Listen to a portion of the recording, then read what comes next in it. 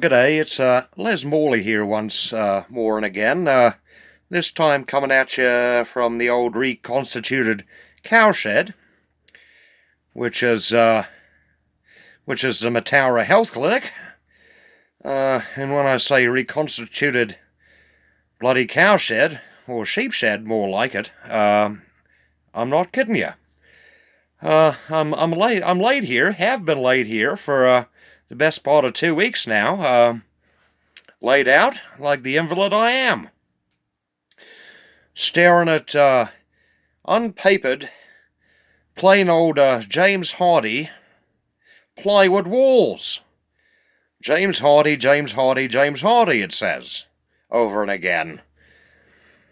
I mean, the old place here was renovated about a year ago, but they haven't got around to everything, or most anything, to be honest. I'm the only bugger in this place, apart from old Black Gladys here. They had the decency to let her sit a stretch with me here, keeping her in good nuggets and such, and yeah, it's a bit of a laid-back situation here, and which is all right with me. I'd rather actually not be in the so-called professional establishment there in town. Gets a bit too all overwhelming. Never been one for formal situations, me, and so yeah, this place was actually started, just for the by and by a bloke named Cecil Geesley, who lives out down, or used to, lived out down there, Edendale way, but he went to, of all bloody places, went to Pakistan back in the late 90s there, and came back with a full-fledged doctorship of some assemblage or another, and yeah.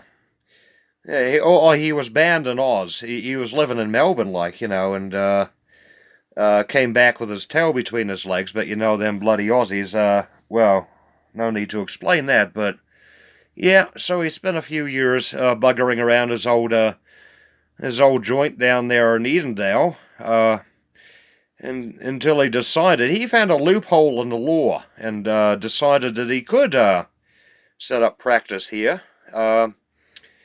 It's just a tip, as the Americans say, tipping. They're always big on tipping, them Americans, but it's just a tip-as-you-go type of establishment, which suits me fine. But bugger me, just to go back to square one, I was trying to burrow, if you might remember, my way out of that wall of DB that my old mate Brian Smalley and some of his mates of the old unmentionable mob there very politely encased me in, me, Black Gladys, and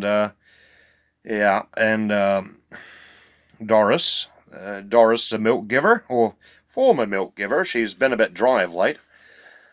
But any old hout, we were making fair progress. It was actually double-walled, crates upon crates, and then some, I'm making fair progress there. And all of a sudden I woke up here and I said to my mate Bryce Smalley there, what the bloody hell am I doing here, mate? Supposedly, as it was, he dragged me in. Him and some of his mates been trying me on my fangled cell phone there for quite a stretch, and couldn't raise me.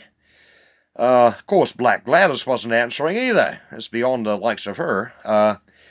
So they rambled around, supposedly in their old Kingswoods, and assorted vroom vehicles of the 4- and 2-wheeled variety, and carted me on down here. Guess they didn't want to spend a bloody penny on me otherwise at the so-called truth for real establishment in town. So they hauled me out here to bloody Cecil's job, and here I've been stretched out for the past 2 weeks, as I say, and reading all about James Hardy on the walls and such, and Incidentally, makes me think of old Michael Hardy Boys, the old bugger, judicial personality. What a bloody strange name. Odd even, as it were. Michael bloody Hardy Boys. Ran the gig in Wellington for a time. Ha ha. But I've been sitting here, and old Sess was good enough to get a bit lamentive, you know. I'm just glad that old Black Glad's been perched beside my battery here, minding her P's and Q's as old Sess comes and goes with his assistant Maureen. But yeah, it gets a bit lonely here at night because there's no bugger here but old me and old Black Glad. But Sess had the good manners to go out to the old homestead there and fetch a few who-have-yous, keep us company here. And I just been leafing through, incidentally, once again, like the old family album. Many a picture of the old olds, and me as a lad, with the old olds, and them in their floral, vividly standout apparel. They must have been the only two hippie farmers in all of Southland back in the day, as the kids are wont to say.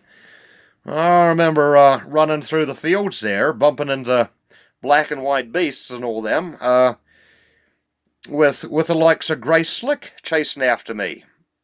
Because they had a tendency to point them old B&W speakers out into the fields. They thought it would give the milk a fairer taste when it came time for pumping and squirting and loading into tanks and there on in down to Edendale and such. Don't know if that was the case, but I heard my fair fill of old Grace Slick anyway. And speaking of old rockers, was just, as I say, leafing through the old family album, came about this letter in reply. I see, I was a big, still am, a big follower of old Lemmy, though he's departed the scene these days. But in spirit, still about the old scene.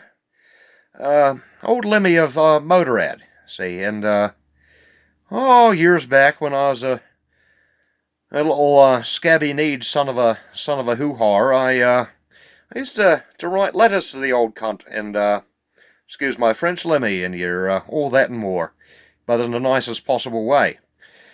So I'd write a fair few letters to the old what have you, and eventually, after so many years, one came back.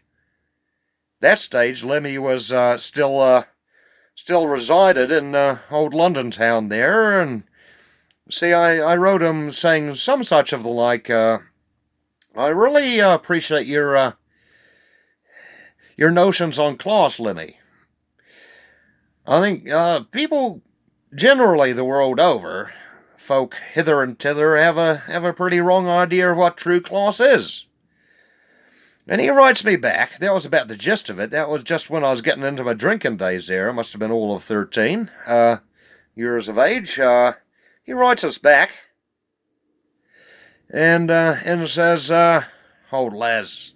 No, he doesn't say old lads. He says, g'day, lads.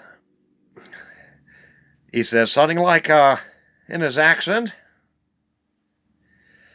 I appreciate hearing, like, your notions of class at that.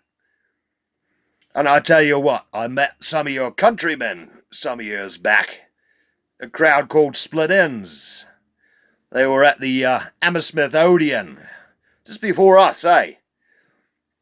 Well, he doesn't sound exactly like that. So I'll quit that jazz. And he went on to say, that he met a few of our so-called local countrymen, or countrymen, plainly speaking, over at the Hammersmith Odeon, like he said. And he said, them buggers had a lot of class, or class, as Lemmy was wont to say. And I really appreciate it. And that was about the gist of it. And then he ended by saying, have yourself a few. And And I said, I will. And I knocked on old split ends and listened to Tim and his brother Neil playing a silent guitar there for a bit. And yeah, it's one of my most prized possessions, so I fold up the paper like here, and I puts it in my top pocket, reaches over and gives old Black Gladys a bit of a scruff along the ears. She likes that, especially her left ear, don't ask me why, and all of a sudden here's Maureen telling me to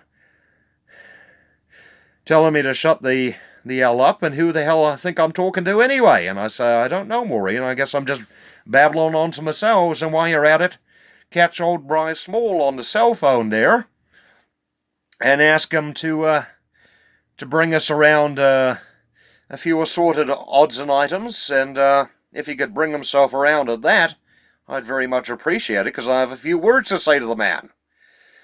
And with that, I'll leave you be. Until next time, good on you.